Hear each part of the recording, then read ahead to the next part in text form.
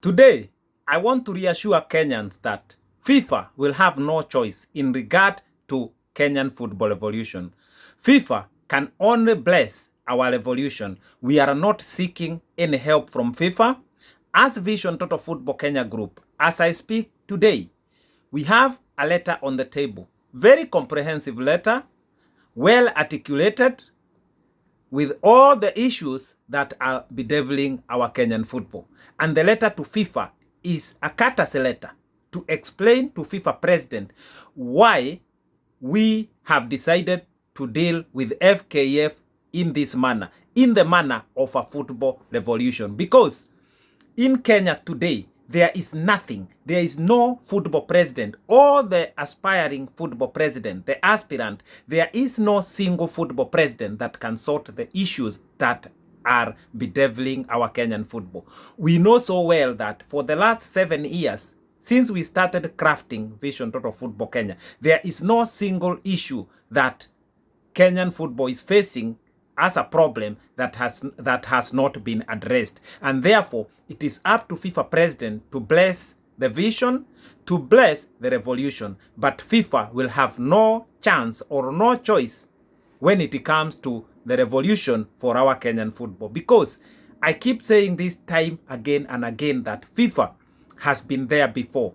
FIFA has been involved in many circumstances in our Kenyan football. But FIFA, I can promise to Kenyans that FIFA has no solution for our Kenyan football. And the same with CAF.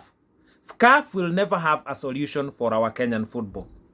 FKF has totally failed in the matter of governance when it comes to Kenyan football. FKF has failed totally in everything in regard to Kenyan football. FKF, as I speak today, it is in contravention of over 10% of FIFA statute itself. So FIFA will have no room to lecture Kenyans. FIFA will have no room to lecture Vision Group. As I said, and I will repeat again today as I speak, FKF has failed in fulfilling the FIFA statute in regard to our Kenyan football. FKF is in contravention of FIFA's statute and many statute. FKF has gone against Kenyan Sports Act. FKF has gone against Kenya's constitution. My fellow Kenyans, what else do we want to be told? Why do we have to keep persuading FKF, telling them what is wrong, and waiting for a new president to be elected so that 4 years later, we are back here where we are? In regard to Vision, 4 years later, that will be 11 years. There's no man on earth that can be expected to wait for 11 years, to introduce a vision to a country that is already ready 7 years from the word go, from the start. So this 7 years journey of developing our Kenyan football vision will culminate into a football evolution, which we are looking forward to. And like I'm saying, FIFA can only bless us. And if FKF decide to resist what the Vision Group is talking about, that is when FKF is going to face the battle royale that I'm talking about. Because peace is not in absence of war. There is no war in Kenya, but football is not in peace.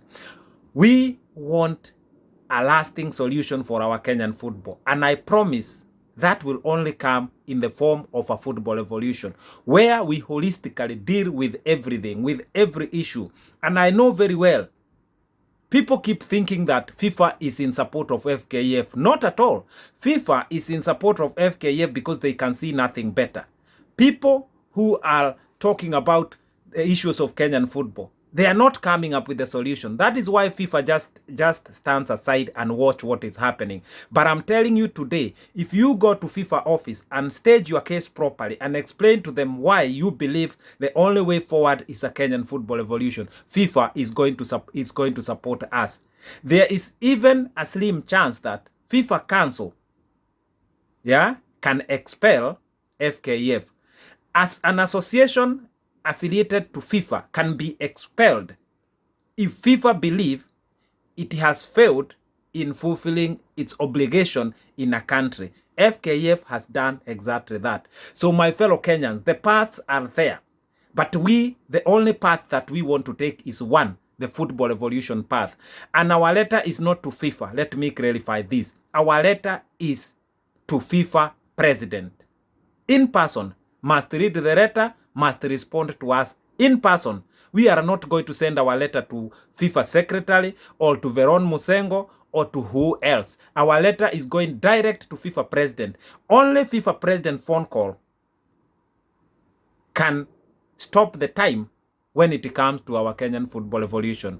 And that, not because we are seeking help, not because we are seeking any approval, just because as a courtesy, we are happy to hear from the FIFA president in regard to the next journey of our Kenyan football. And we appreciate blessings from FIFA, but FIFA cannot stop our Kenyan football evolution. It is a journey that we know it is correct, and FIFA must also understand, FIFA and CAF must also understand that the time has come when Kenya must have autonomy in deciding the destination of our Kenyan football. That time is now, my fellow Kenyans. Therefore, like I said, I want to confirm to Kenyans that we have a letter on the table. When the time is right, it is going to go direct to FIFA president.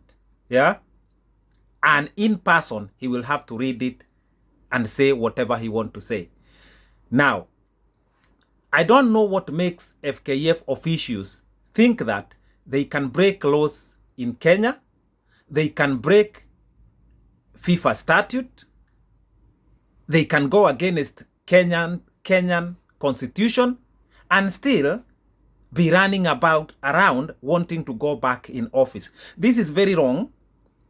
And people keep telling me, go to DCI, go and do this. Yes, we will go when the time comes. Let me promise you. If we need to go to DCI, we will go. But we are not running to go there. Our issues are different. Our issues in regard to fixing Kenyan football are based, on the revolution path. That has nothing to do with DCI. So those who are saying if we have anything concrete to go to DCI, you go there yourself. Our path is revolution. You cannot stop a revolution whose time you cannot stop a revolution in which time is due.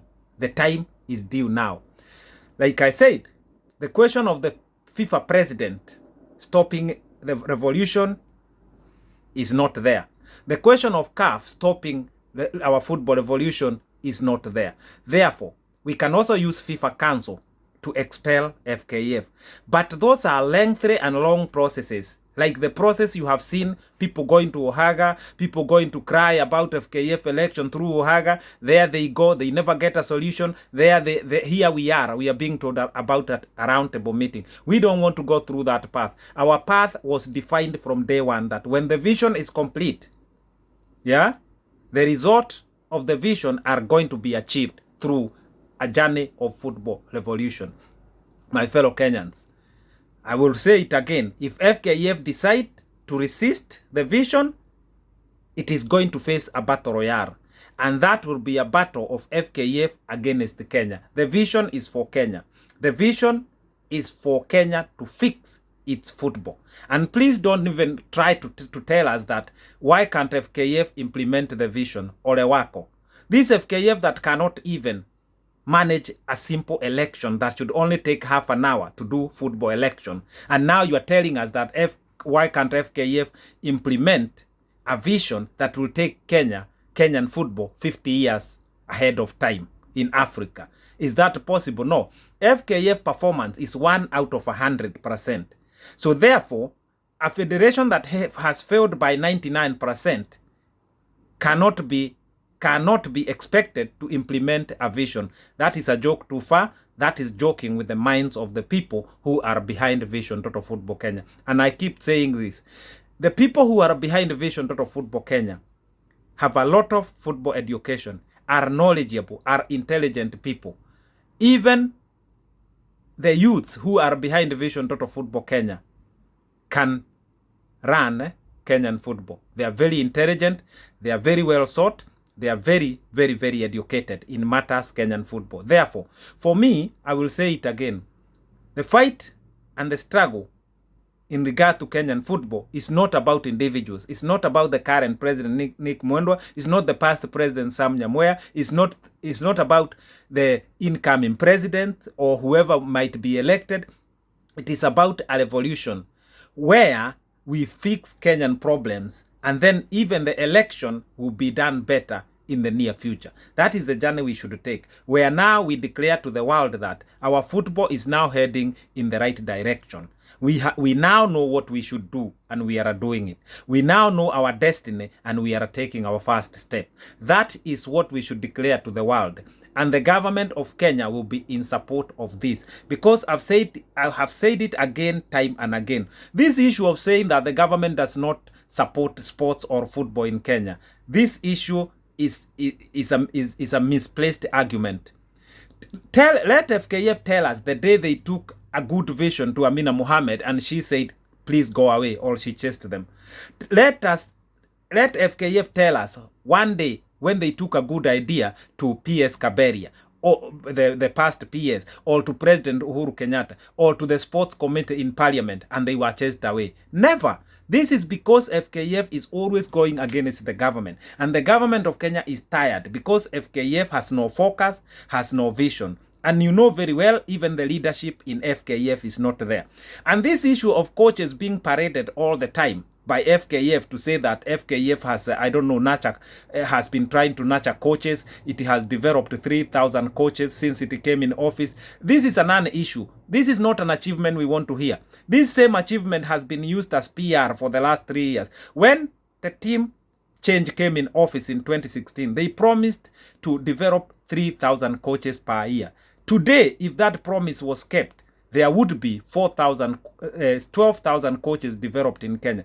But they have only managed to have 3,000 coaches that they keep parading and talking about them on social media and on TVs in Kenya. We are tired of that. That will take Kenya to nowhere. What Kenya need is a proper and a new football system, a new beginning. This FKF is a barren tree. It's a tree that will never bear fruit, no matter how long we want to wait. We want to wait for the fruit. In Kiswahili, it is called mtitasa. That is a tree that can never bear fruit. And what you do to such a tree, you cut it down and you plant a seedling that will bear fruits for the country. That is exactly what FKF is. Every department of FKF is rotten. Every election of FKF is rotten. The NEC member, the body that makes decision in FKF, is rotten. It is not even capable of making any decision. It is not even capable of holding the FKF president accountable. It is not capable of doing anything. If you look how that NEC, the body, is constituted, it is not capable of making any independent decision, my fellow Kenyans. Therefore, I will say it again. As far as we are concerned, Vision Total Football Kenya Group, we know very well this. FKF cannot be renamed, cannot be reconstituted, cannot be baptized, cannot be resuscitated, cannot be restructured. So let no one, FIFA or anyone else, tell us anything to do with FKF, to reform FKF or to have FKF implement the vision. We are not going to accept that. We cannot do a job to liberate our Kenyan football for 7 years and then you tell us to give it to a failed body. I want to make this clear because 1 or 2 people have been asking this question. That is a no-no. I am saying none of us in Vision Total Football Kenya Group are interested to become FKF president. What we want is a football evolution so that football can be sorted, all issues can be addressed, and now our football can be ready for the next journey, which is well defined, and the destiny of our Kenyan football will be well designed from there henceforth. So my fellow Kenyans, I wanted to clarify the role of FIFA or the role of football, FIFA president in our Kenyan football evolution, because some people have been asking about FIFA. What will FIFA say? What do I see as the role of FIFA in this Kenyan football evolution that we are talking about? FIFA has no role. FIFA president has no role. But as a courtesy, we are going to deliver a courtesy letter to the president of FIFA so he understand A to Z of what is going to happen to our Kenyan football going forward. My fellow Kenyans, continue to support this revolution. Revolution for our Kenyan football. It is the only and only way forward for our Kenyan football. We have had enough. We have had enough solutions that don't work, from normalization committee to whatever that never works. People complaining in Kenya all the time, heading to Ohaga, others saying this, but we've never had a well-organized group to spearhead a revolution. We have never had a well-structured group take a battle to FKF.